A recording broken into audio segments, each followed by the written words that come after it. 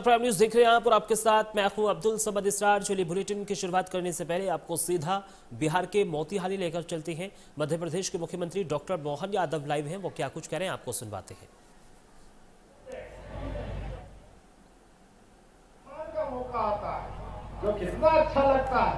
किसान सम्मान निधि किस किस को मिलती है, हाथ खड़े करके बताओ।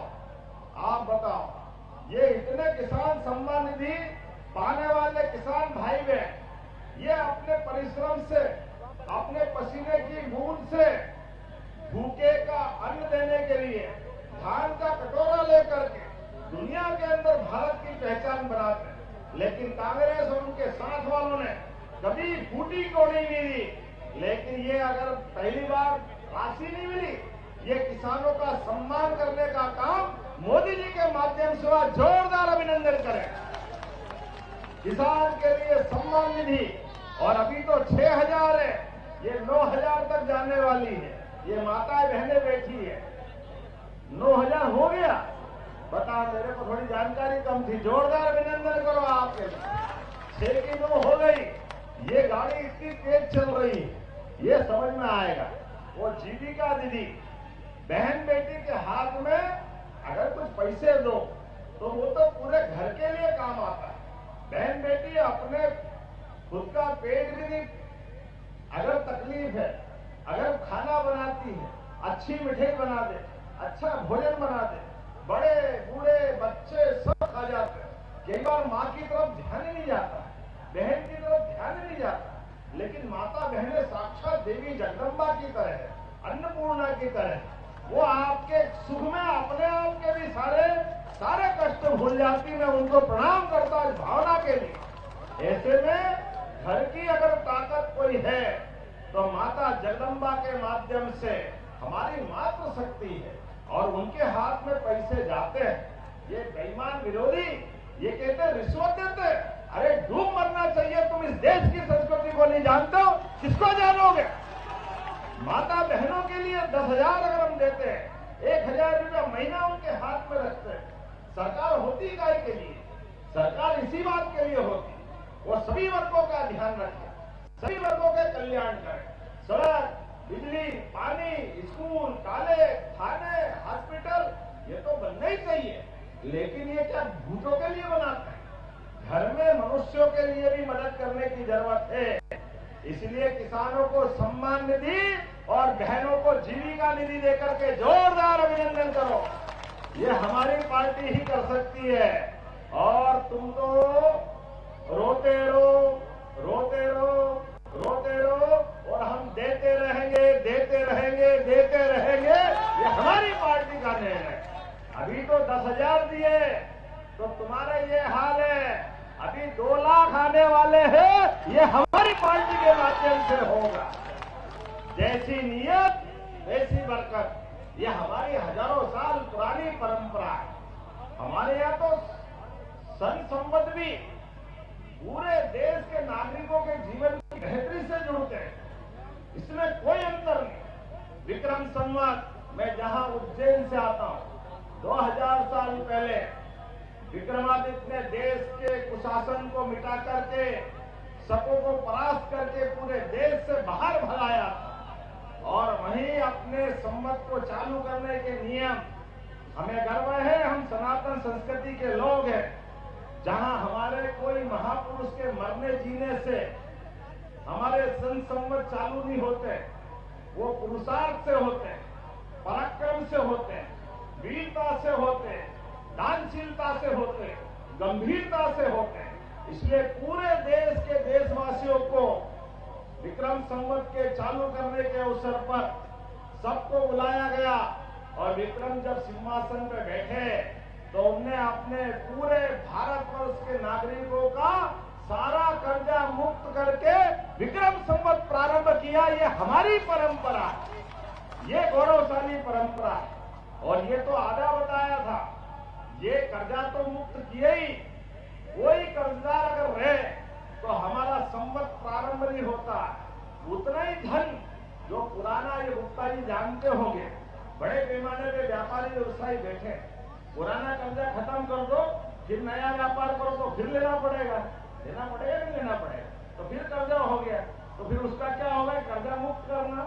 तो हमारे यहाँ परंपरा है, पुराना कर्जा बही खाते के साथ तो बुलाया, लेने वाले देने वाले को, ये तुम्हारा ले जाओ और आने वाले कल के लिए उतना ही धन और दे दिया कि आप कर्जा ही मत लेना।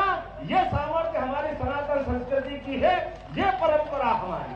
इसलिए बहन बेटी के हाथ में पैसा रख दे तो गलत क्या है। हमारी बहन बेटी के हाथ में पैसा जाए, किसानों को सम्मान निधि मिले, जवान सीमा पे लड़ते हैं तो जवानों की भी शान बरकरार रहना चाहिए। इसलिए देश का दुश्मन पाकिस्तान अगर सीमा के अंदर आके गड़बड़ी करता है तो हमारे प्रधानमंत्री के नेतृत्व में सेना भी घर में घुस के मारती है।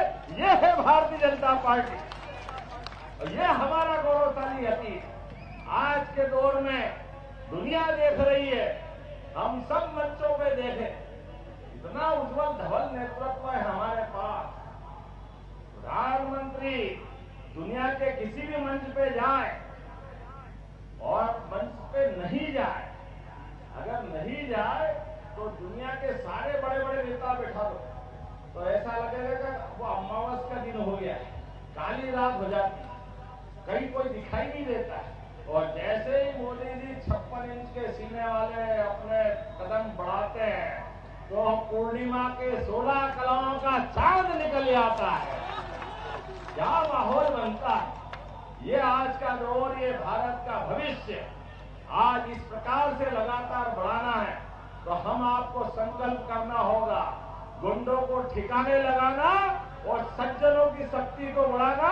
इस बात का चुनाव है। जोरदार अभिनंदन करें ये चुनाव के लिए।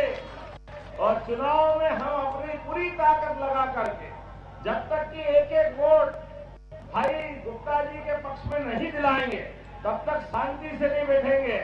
बोलो प्रमोद कुमार गुप्ता जी के लिए सब तैयार है? तो आइए दोनों हाथ की मुट्ठी बांधे, अपने स्थान पे खड़े हो जाए। मंच पे आप भी, राधा मोहन जी और सभी लोग मेरे साथ इधर से भी, और संकल्प करें ये दुश्मन चालाक है, बदमाश है, जैसा भी है हमारे हाथ के माध्यम से आपके अपने कमल के फूल के बटन दबाने से ये धड़ाम होने वाला है। तो हम सब तैयार हैं। जब तक एक एक वोट क्लिप गिर जाए तब तक शांति से नहीं बैठेंगे। मैं आपके भरोसे से विजय माला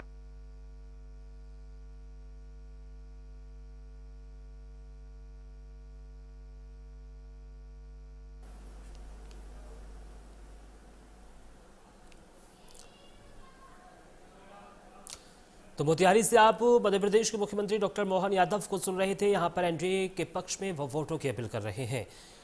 तो देखिए लगातार, क्योंकि आज बिहार विधानसभा चुनाव के दूसरे फेज का जो चुनाव प्रचार है वो आज थम जाएगा। उससे पहले ही तमाम राजनीतिक दल बिहार में इस वक्त डेरा डाले हुए हैं और लगातार जनता को साधने की कोशिश की जा रही है।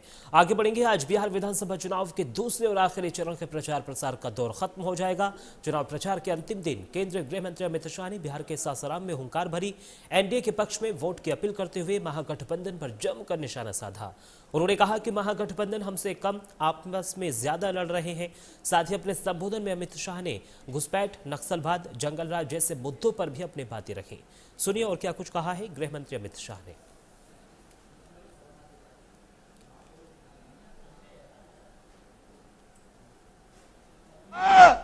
उसमें लालू की पार्टी का सुपड़ा साफ होगा। पहले चरण में ही तय हो गया है कि एनडीए की सरकार बनने वाली है, एनडीए की सरकार।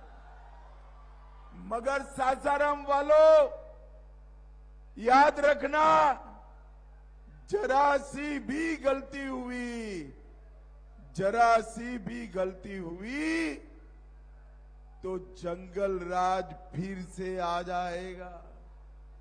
सासाराम वालों, आप बताओ, आप जंगल राज चाहते हो? अरे जोर से बोलो, चाहते हो?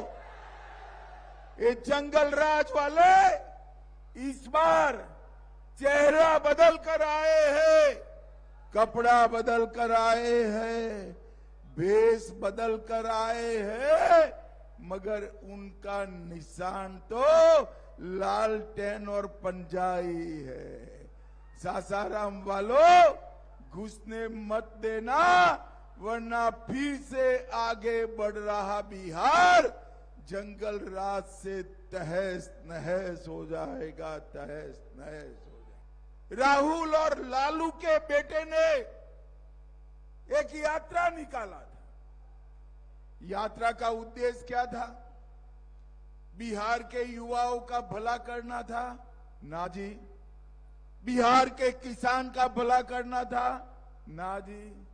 यात्रा निकाला था उन्होंने घुसपैठिए को बचाने के लिए, घुसपैठिए को बचाने के लिए। मुझे बताओ सासाराम वालों, बिहार में घुसपैठियों की कोई जगह होनी चाहिए क्या? जोर से बोलो, होनी चाहिए। ये लोग घुसपैठिए को बचाना चाहते हैं। घुसपैठिया हमारे युवाओं की नौकरी छीन रहा है, हमारे गरीबों का राशन में हिस्सा ले रहा है और देश को भी असुरक्षित कर रहा है। ये लालू के बेटे और राहुल को जो करना है वो करने दो।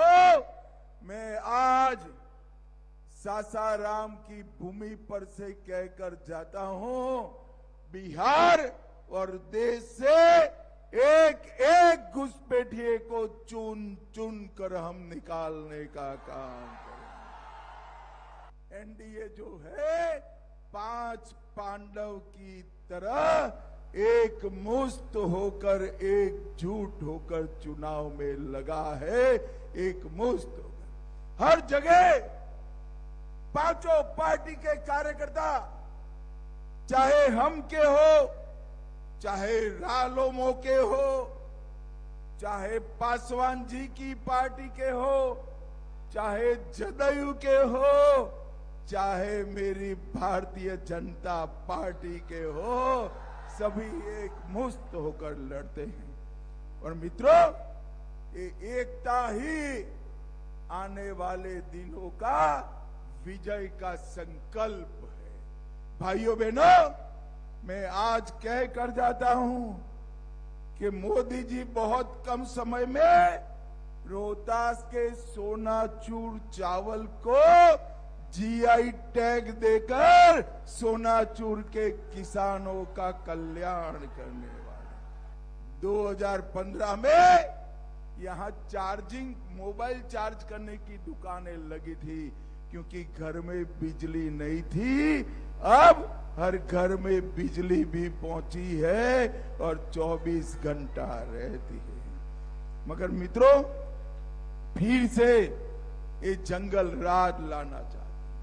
हमारे बिहार के कई जिले, गोपाल बाबू भी बैठे हैं, औरंगाबाद हो, सासाराम हो, एक बहुत बड़ा क्षेत्र गया जी हो, नक्सलवाद की चपेट में 40-40 साल से ये लोग नेपाल काठमांडू से तिरुपति तक रेड कॉरिडोर बनाने का सपना देखते थे। नरेंद्र मोदी सरकार ने बिहार को नक्सलवाद से मुक्त कर दिया है, नक्सलवाद से मुक्त। बंदूक की नोक पर नक्सलवादी बिहार के विकास को रोक कर खड़े थे, आज उनका सफाया हो गया।